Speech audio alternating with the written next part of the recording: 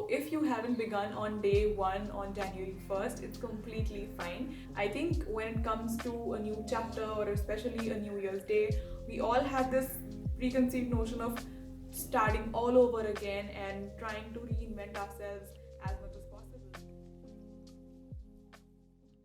Hello and welcome back to Save Ourselves, or if you're new here, then hi.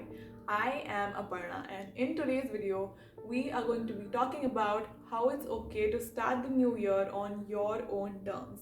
And before we even begin, I want to take a moment and wish you all a very, very happy 2022. I know that the newness of the year has already begun to fade because a few days have already passed, but I hope that this video can let you know that it's okay to start the year whenever and to start it on a note that sounds right to you, and that's what this video is entirely going to be about. So without much ado, let's get right into it. So the structure of the Save Ourselves video, if you're new here, is usually that I have a few tips that I use to divide the video into certain parts. So even for this video, I have 3 things that it's okay to do for starting the new year on your own terms. Let's start with the first one, and the first one is that it's okay to not reinvent yourself this year. I think when it comes to a new chapter or especially a New Year's Day, we all have this preconceived notion of starting all over again and trying to reinvent ourselves as much as possible, but we have a lot of work that we've already put in last year and all the years before that have contributed to the person that we already are and the person that we're slowly growing into.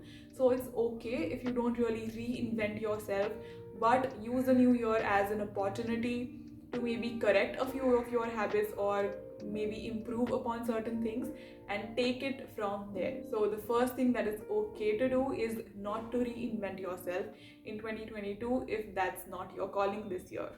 And now moving on to the second thing. The second thing that it's okay to do in 2022 is to take your time to start with it.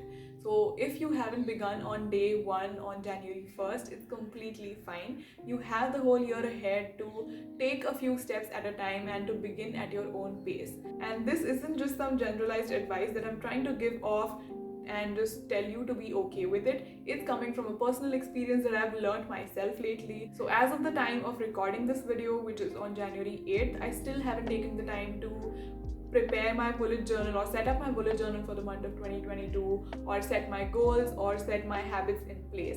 This year I wanted to try a different approach with it and take my time to form small but concrete steps that will actually help me in the longer run rather than going all in right in the first month and then not following through for the rest of the year. So if that approach calls more to you this year, take your time with it, and it's okay to not have started on the first day or in the first week. You can take the entire month of January or even more if you want to build this pounding ground for yourself and to just set up a few habits or to just start and take it one step at a time and progress as you go throughout the year. It's not a race that we have to complete in a certain amount of time, or there's no deadline as such. So if there are some habits that you're looking forward to form for a longer period of time or for your lifetime, then I would suggest taking a slower but steadier approach with it rather than going all in on day one and not being able to follow it through. So that was the second point of starting at your own pace and being okay with not starting out on the first day or in the first week.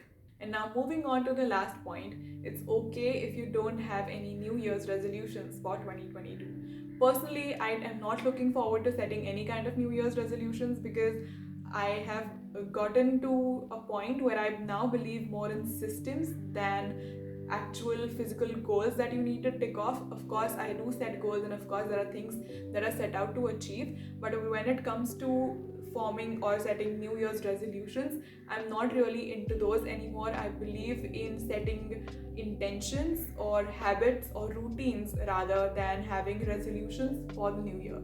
So if that is something that you might believe in as well, or that is something that's been calling out to you, I suggest that you go forward with your intuition and trust it.